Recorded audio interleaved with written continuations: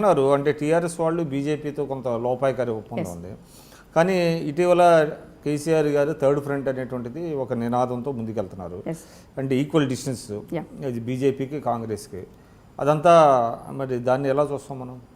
మీరు ఒకసారి అబ్జర్వ్ చేసినట్లయితే జేడీఎస్ కాంగ్రెస్ బీజేపీతో వచ్చిన తర్వాత, జేడీఎస్ కాంగ్రెస్తో వచ్చిన తర్వాత అక్కడ ఎక్కడైనా కూడా ఒక స్టేట్మెంట్ మీరు ఇచ్చారా? అంటే బీజేపీ చేసినటువంటి వైఖరి పైన మీరు ఒక స్టేట్మెంట్ ఇచ్చారు. ఎందుకంటే నేషనల్ పాలిటిక్స్కి వెళ్ళాలే దేశ్కి నేత అని మాట్లాడినటువంటి కేసీఆర్ గారు ఒక్క స్టేట్మెంటు ఆ సమయంలో జరిగేటువంటి వ్యవహార శైలి పైన ఎక్కడ ఖండించినట్టుగా చేసినటువంటి, అంటే మేము 104 గెలిచాము, గవర్నమెంట్ మమ్మల్ని ఫామ్ చేయండి అనేసి యడ్యూరప్ప చేసినటువంటి విధానము, అమిత్ షా చేసినటువంటి విధానాన్ని ఎక్కడ కూడా కేసీఆర్ గారు ఖండించలేదు. అది ఫస్ట్ పాయింట్.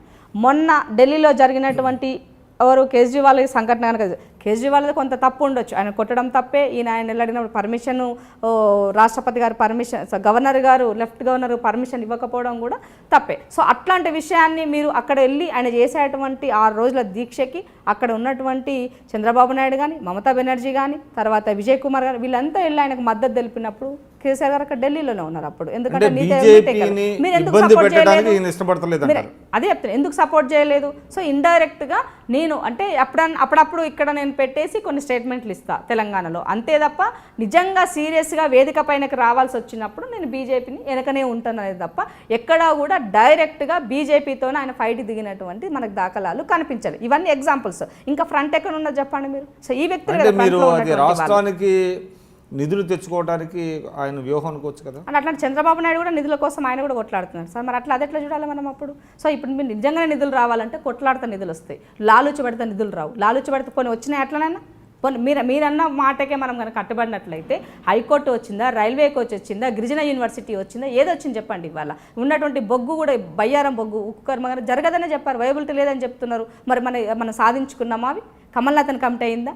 తర్వాత ఏమంటారు జీవో మన 9th and 10th షెడ్యూల్ ఏమైనా జరిగిందా? సో వీటన్ని సమస్యలు సాల్వ్ అయ్యా? మనకి జరగలేదు. మరి ఇంకేం కావాలా? అంటే కేసీఆర్ గారి పైన ఉన్నటువంటి కొన్ని పర్సనల్ కేసెస్ అయ్యి ఉండొచ్చు, లేదంటే వాళ్ళ పిల్లల పైన ఉన్నటువంటి ఈడీ కేసులు అయ్యి ఉండొచ్చు. అట్లాంటి వాటిపైన అస్త్రం విధించేటువంటి పరిస్థితి ఏర్పడతాదని చెప్పేసి ఎప్పటికప్పుడు వీళ్ళు వాళ్ళతో లాలుచబడుతున్నారు. అక్కడ జరిగేటువంటిది లేదు. కవిత గారికి, హరీష్ రావు గారికి, కేటీఆర్ గారికి ఈడీ నోటీసులు వచ్చినాయి. అది ఎక్కడికి బయటకు రాకుండా, ఏదో జరగకుండా చాలా పకడ్బందీగా మేనేజ్ చేశారు. సో మరి ఇట్లాంటప్పుడు మనం ఏమనుకుంటాం? డెఫినెట్గా ఉన్నాయి సార్, డెఫినెట్గా అవసరమైనప్పుడు ఆధారాలు కూడా బయటకు వస్తామని చెప్తున్నాను. అందుకంటే పర్సనల్ ఎజెండా సార్, పార్టీ తరపు నుంచి కాదు, నాకున్నటువంటి ఇన్ఫర్మేషన్ ప్రకారంగా నేను మీకు ఇస్తున్నాను.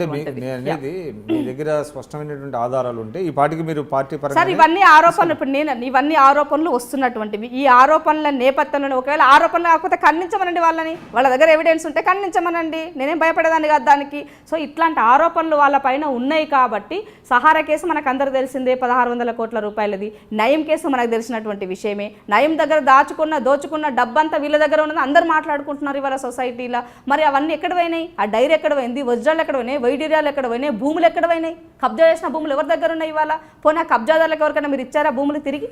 సో ఇట్లాంటివన్నీ కూడా డిమానిటైజేషన్ టైంలో మీ డబ్బంతా కూడా ఎట్లా చెల్లుబాటు చేసుకున్నారు? ఇవన్నీ చాలా ఉన్నాయి ప్రజల్లో, ప్రశ్నలన్నీ కూడా చాలా ఉన్నాయి. వీటన్నిటికీ సమాధానమే ఇవాళ బీజేపీ టీఆర్ఎస్ కలిసి ఉండడానికి కారణాలు. ఇవి ఏవి జరిగినా కూడా ఎక్కడో ఒకటి, ఎందుకంటే మోడీ చాలా తెలివిమంతుడు, ఎప్పుడు ఎక్కడ అవసరమైతే అక్కడ నొక్కేటువంటి ప్రయత్నం చేస్తాడు. ఈయన తోక జాడిస్తే అప్పుడు ఆయన లేస్తాడు. అప్పుడు ఇది అలా మధ్యలో జరుగుతున్నటువంటి వైఖరి అన్నది మనకు క్లియర్ కట్గా మనకి కళ్ళగట్టినట్టుగా స్పష్టంగా కనిపిస్తుంది.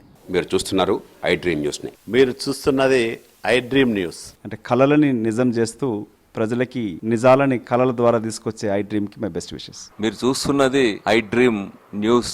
మీరు చూస్తున్నారు I dream channel. For more videos please subscribe I dream. మరిన్ని వీడియోల కోసం ఐ డ్రీమ్ ని సబ్స్క్రైబ్ చేయండి. Please subscribe I dream. And I am very much satisfied with the way interview went on.